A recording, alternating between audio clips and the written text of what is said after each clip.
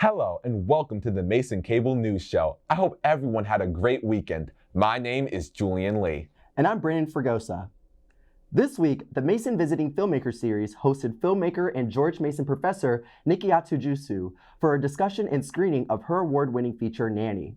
Nanny is a psychological horror story that follows the life of an immigrant from Senegal in New York City. Let's take a look at the trailer. I miss you. Love you, Mommy. Say bye-bye. Hi, Mommy.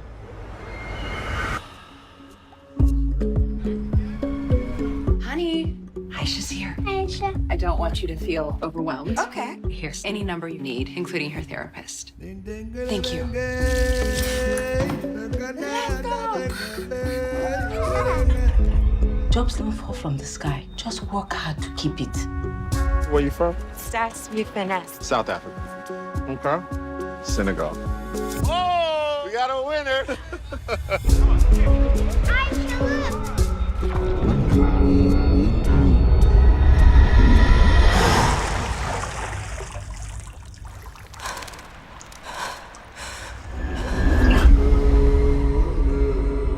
I haven't seen my son in almost a year. Your son?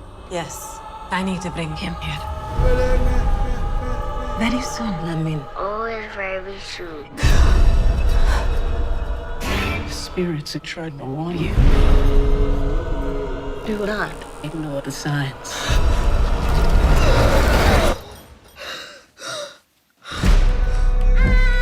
You have paid me what I am owed. You think Cash is just laying around? I am a mother too. I thought so.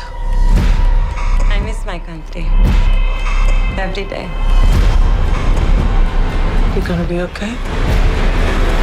I wish I knew what's happening to me.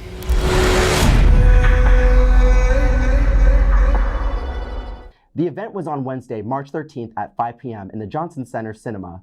Covering the event was MCN's own Ben Donnelly. So we're here with James Ba, just hosted the Visiting Filmmaker Series. How did you feel about that?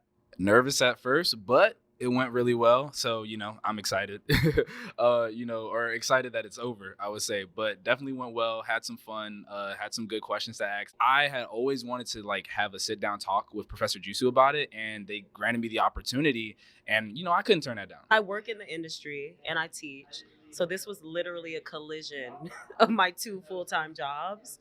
But seeing the students who I've taught formerly come to my screening kind of it affirms me as a professor. Like, it reminds me that I'm not just teaching for a living, I'm teaching because it's fulfilling and it informs my craft as an actual practitioner. I try to really consistently convey that they should not try to go with trends or what they think the industry wants, because if you focus on the stories that you're really passionate about and come from your heart and your gut, you will inherently rise to the top. So I try to encourage them to really focus on personal stories. And sometimes that can be hard for people because they don't want to be transparent, but personal stories are the ones that kind of shine. This is not just about making money. This is about a passion. This is about communication. This is about centering new characters in cinema. So their work inspires me. It's not necessarily anything that they say individually. My students' work inspires me to keep going and to stay authentic to myself. It's my first time actually viewing it. I read the script before I took 498 with her, and I was a little bit too intimidated to read it, to watch it. I super regret that now. This is one of the best movies I've seen in the last couple of years for sure. She did a great job building tension throughout the whole film. That was one thing I kept thinking was like, wow. It's very subtle, but very intense. I've seen the film a couple of times, so I just use this as an opportunity to come and see her and some people I know. But yeah, I mean, it's a great film, and it's a really thought-provoking one that deals with lots of things that are very fantastical and mystical, but gives you a lot of it deals with a lot of social talking about social things too. Honestly, one of my favorite psychological horror things. There's so much about it that it was hard not to draw attention to sort of how hereditary it was, but I think there's so many elements of that project for Nanny that I think surpassed Hereditary as far as making it feel like a grounded, authentic story. I really enjoyed the practical effect of the rain in the bedroom. I was trying to ask the question at the end, but we ran out of time. How some of the practical effects were pulled off. I know it was a mix of CGI and practical effects to pull off the visual effects, but I thought they were masterfully done. There is an unlimited amount of knowledge I think you can get from these visiting filmmaker series. Like, yes, it's one thing to, go on YouTube University. Yes, it's another thing to, ask a couple questions. But when you're there and you've watched that film and then you have the director and writer right in front of you, there's a different amount of power that you can get from asking those questions right then and there, especially when it's so fresh. It's really about being there and being in the presence with the filmmaker and thinking about, like, when you want to talk to a filmmaker, you're thinking about the film. You're not, sometimes you just consume media to kind of get through it, but here you're really engaged with it. So I really encourage it. They get really great professors. They get really great filmmakers to come and present their films. And, this is something, the resources that we actually pay for. So, like, we might as well, like, take advantage of them. They're well curated. I know Professor Fuchs tries very hard to put a great group of filmmakers together to come visit the school every year, and they always give fantastic advice. I can't actually recommend enough that people attend some of these, because there are little things you learn from people you wouldn't expect, like I've learned a lot from, like, the documentarians that came and had short little things to say about what it's like to shoot on location. It makes it feel more concrete. Like, it's not just this hobby that you want to invest more time into. It's you see these creators through the other side of the screen, and it's like, oh, someday I can be like that too. But to actually be working under, or to be in the same community as people that make such great art, not even call them projects, they're just great pieces that really, like, change your way of thinking or inspire you. I think it's important that students attend the Visiting Filmmaker series because it's important to understand perspectives outside of academia. Like, people who are actually making a living, doing the things that you're studying, can inspire you to understand the skill sets that you need to thrive outside of these hallowed halls. So just interacting with people who are working in the industry you aspire to is really important. She's a master of her craft and still becoming that too. And I'm just honored to learn from her. And I just know we've only seen the beginning, but I also know that, because I had such a great teacher, I want to apply that on the big screen one day too. With her, being such a mentor and just having me in her corner this entire time and, being so supportive, it makes me very happy and excited for my film career to see where it'll go. I think that there's a lot of talent at George Mason, and I hope that film students here understand that you don't have to be in New York or LA to be a filmmaker. Like, you can really create a genuinely authentic and fruitful filmmaking career here in the DMV. Keeping with the spirit of film, this week, Mason will be hosting Tim Harris for a discussion and screening of his newest documentary, Kenyatta, Do Not Wait Your Turn. The documentary will cover the life of Malcolm Kenyatta, a Pennsylvania state representative who in 2021 ran to secure the Democratic nomination for Pennsylvania's U.S. Senate seat. The event will be held on Thursday, March 21st from 5 to 7:45 p.m. in the JC Cinema. Registration for this event can be found on Mason 360. Ramadan Mubarak, Patriots! This week marks the second week of Ramadan. Ramadan, a holy month dating back 1,400 years, serves as a period of spiritual dedication and self-discipline as Muslims around the world fast from dawn to dusk. Across campus, dozens of events can be found commemorating the event. Including in this effort are the works of multiple student orgs to host multiple fast-breaking events after the sun sets. These events are known as Iftar. Registration for these events can be found on Mason 360. This week, the SciTech campus will be hosting their own St. Patrick's Day celebration. The event will be held on March 21st from 12 to 3 p.m. in the Katherine Johnson First Level Atrium. Attendees will have the opportunity to craft, slime, and feast on donuts that will be provided. So make sure you're wearing green. You don't want to get got. Now, guys, we're in for a special treat today. Y'all ain't even ready for this. Listen, she's bringing the thunder. She's bringing the lightning. She's been gone for a minute, but she's back to win it. I haven't even gone outside yet today because I trust her so much to let me know what the weather is. Guys, it's time to give it up for Ximena. Ximena, tell us what the weather's going to be today. Hello Patriots and happy first day of spring! Today was a beautiful but breezy day. We mostly had sunny skies with a high of 53, and then for tonight there will be partly cloudy skies with a low of 38. Tomorrow will be a repeat of today's weather, being it mostly sunny and breezy. The high this time will be 62 and a low of 31. Thursday will be sunny and a high of 49 and a low of 30. Friday will have partly sunny skies and have a high of 50. Then in the evening, a low of 41 and have a 60% chance of rain. The weekend will start off mostly cloudy and have a 40% chance of rain, the high being 54 and a low of 31. Then for Sunday, it will be sunny and have a high of 50 and a low of 33. Finally, on Monday, it will be partly sunny and have a high of 55 and a low of 38. Enjoy your weekend, Patriots! Thank you, Ximena. On March 21st, GMU Student Government will be hosting a town hall with University Vice Presidents Deb Dickinson and Rose Pastorell for students to express concerns and raise questions regarding Mason's tuition and finances. The event will be in the Hub Ballroom on March 21st from 10 to 11 a.m. Those interested in attending and participating can register for the event on Mason 360. MCN's own Viviana Smith will also be there to cover the event and have a package for you next week. I'm sorry, I'm still getting over the weather. And Viviana's gonna be here. Woo! Woo! It's gonna be good, Patriots. We will now head over to Ali for the world of Mason sports. Thank you very much, Julian and Brandon. I'm Ali, and here is your sports update. The Mason Patriots baseball program played 5 games this past week, 2 at home and 3 in North Carolina during the weekend. They started the week off by hosting Bucknell University at Spuler Field on Tuesday, where they defeated the Bisons 13-12.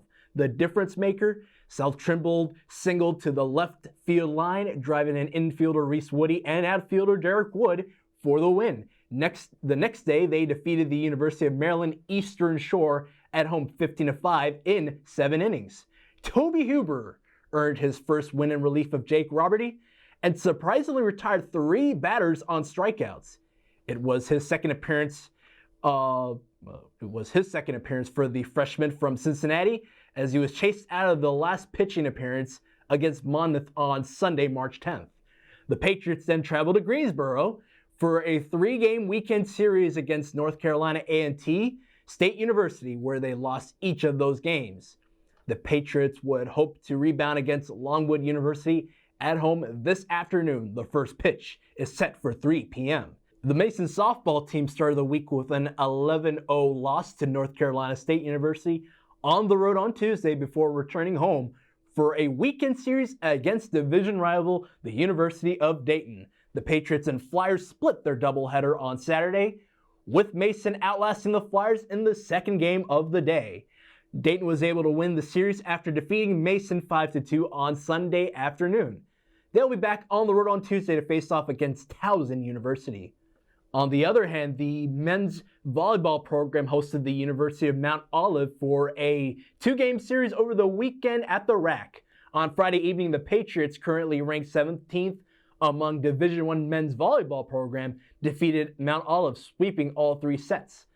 On Saturday, the Patriots yet again defeated Mount Olive 3-1. Senior Omar Hoyos made history on Saturday evening with his 1,000th career kill. You can catch the Patriots back here at home against Tusculum University this Friday and Saturday. The Mason lacrosse team started the week with a 10-7 loss against Longwood University on Friday. They then traveled to Richmond on Saturday to play Virginia Commonwealth University, where they were crushed by the Rams 24-12. The Patriots would hope to get back on track against the University of Richmond here at home on Wednesday. The 2024 MLB season will kick off this Wednesday as the Los Angeles Dodgers and the San Diego Padres will play the first 2 regular season games in Seoul, South Korea. The Dodgers and Padres will kick off the 2024 Seoul Series on Wednesday at 6 a.m. Eastern Time. So drink your coffee and get ready to watch as Shohei Ohtani plays his first regular season game as a Los Angeles Dodger. While the NFL may not be in season, doesn't mean they're still isn't any news. This past week saw big quarterback moves. Those moves included Denver quarterback Russell Wilson now moving to Pittsburgh as the Steelers' starting quarterback. There he will be backed up by Justin Fields after Fields was traded to Pittsburgh by the Chicago Bears. The Steelers also agreed to trade their current starting quarterback Kenny Pickett to the Eagles, where he will now back up Jalen Hurts. Another move also sent Minnesota Vikings quarterback Kirk Cousins down south to the Atlanta Falcons for the new season. And finally, to the local team, the Washington Commanders, they agreed to trade Sam Howell to the Seahawks as the Commanders hope to begin their rebuild season after a disappointing finish last year in 2023. The men's basketball team's hopes of making the March Madness tournament came to an end on Wednesday after falling short to St. Joseph's University in the second round of the A-10 men's tournament. While the Patriots managed to cut the Hawks' lead to 3 with 2 minutes remaining, the Patriots could not finish the comeback. Final score in that game was 57-64. But as they say, when one door closes, another one opens. On Sunday night, Coach Vanessa Blair-Lewis and the women's basketball team secured a spot in the inaugural Women's Basketball Invitational Tournament. They play Penn State in University Park in the third meeting all time against one another.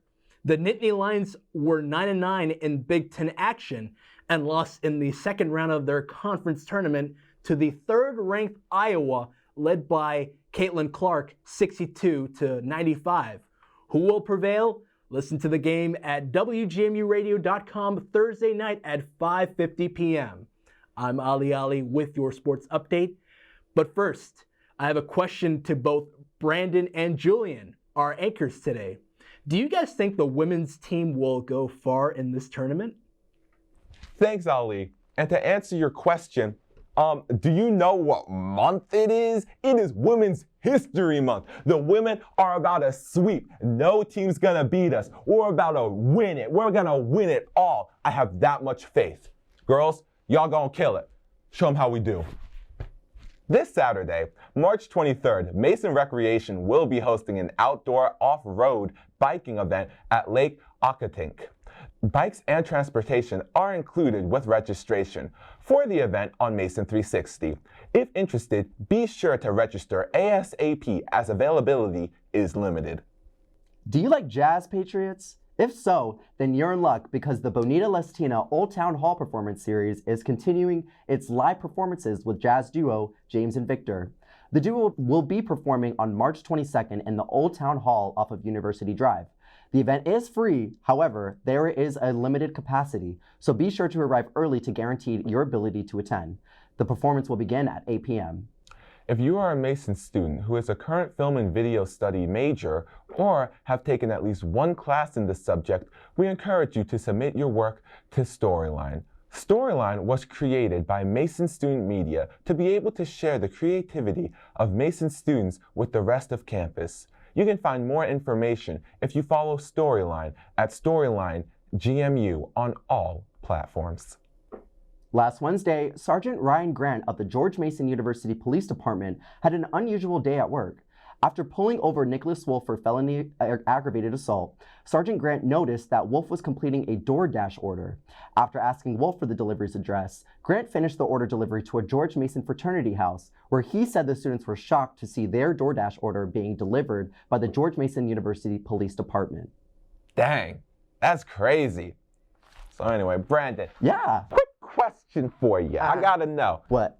What did you do over spring break? I didn't do anything very exciting or out there. I spent most of my time just hanging out with friends that I haven't seen in a couple months, so that was really nice. The weather sucked. It was really cloudy and rainy and windy, but we made the most out of it, so it was still really nice to see them. What about you? No, I feel that. Yeah, the weather was weird. It was rainy and stuff, and I really feel like it's because we didn't have Ximena doing the weather for that week, so I just didn't know what the weather was. I walked out in shorts, rain, walked out in long pants, hot, it was difficult. So I ended up staying inside for a lot of it and just editing my show on my laptop. The Kickback with Julian Lee, 6 o'clock on Fridays on the MCN cable network and Purple Hoodie Productions on YouTube. That's crazy. And it was going pretty well till my laptop blew up. So I had to take that to Micro Center, and so I just ended up reading a lot of comics, so, you know, a lot of variety. I was reading some Spider-Man.